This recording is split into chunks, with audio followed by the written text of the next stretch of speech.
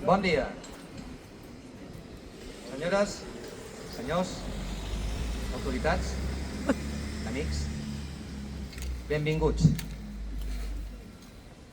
Una vegada més, els catalans ens retrobem per honrar un patriota, un home de caràcter, un lluitador valent per alliberar Catalunya del jou espanyol i francès.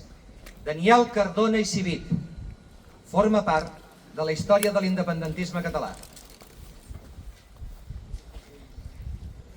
Segles de colonització i espoli han deixat la seva petjada a l'Amèrica hispana, amb endarreriment i misèria, corrupció i droga.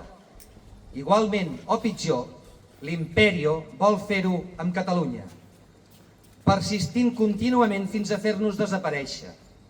No ho aconseguiran, i ho saben. És urgent la necessitat de recuperar el nostre propi estat. És imprescindible que els nous lideratges polítics tinguin l'objectiu primer d'independitzar Catalunya i s'emmirallin en el sentit directiu i patriòtic que tenia Daniel Cardona per poder arribar a la nostra plenitud com a poble.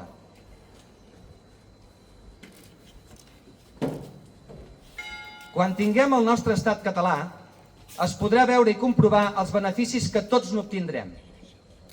Dones i homes, autòctons o emigrants que han escollit Catalunya per prosperar. Tothom en sortirà beneficiat. Tothom en sortirà beneficiat del nostre esforç i tots el notarem en el camp de la cultura, del comerç, de la sanitat i de les escoles.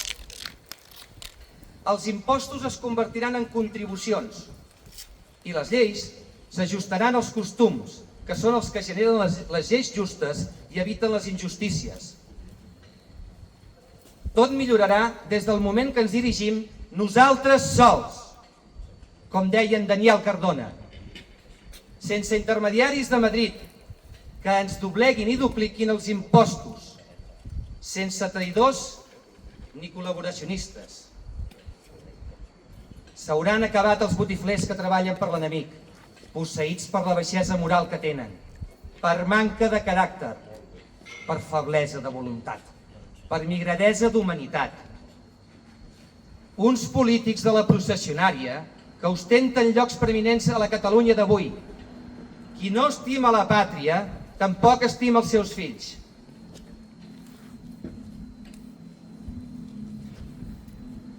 Avui mateix en tenim una nova mostra de claudicació i subjugació. Diuen que ens traspassen novament rodalies. Destrossades.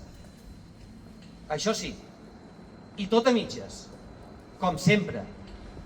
Els nostres negociadors estan d'acord amb l'amo, com sempre.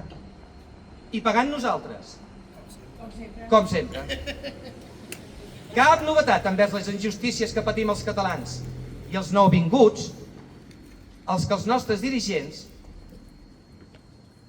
cap novetat envers les injustícies que patim els catalans i els nouvinguts, que els nostres dirigents, tenint l'obligació de procurar pel nostre benestar, no els defensen, que per això se'ls vota i per això cobren. Una ignomínia més d'entre tantes i tantíssimes que ens fan i patim. Una vegada tenen assegurat el seient per 4 anys més, ens regalen mentides a dojo, una darrere l'altra, i ningú els hi passa comptes.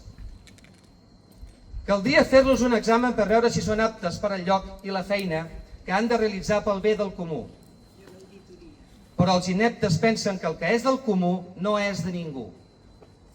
Molt diferent de com pensava i de com actuava un dirigent com Daniel Cardona, que tenia per objectiu fer prosperar la societat en general. Per contra, ens trobem en uns temps on es confabulen tots els vividors i col·laboracionistes per seguir mantenint-se de la mamella catalana. Daniel Cardona ha d'ésser un referent per als nostres líders. De la mateixa manera com ho va ser per ell, l'eminent psiquiatre Domènec Martí i Julià,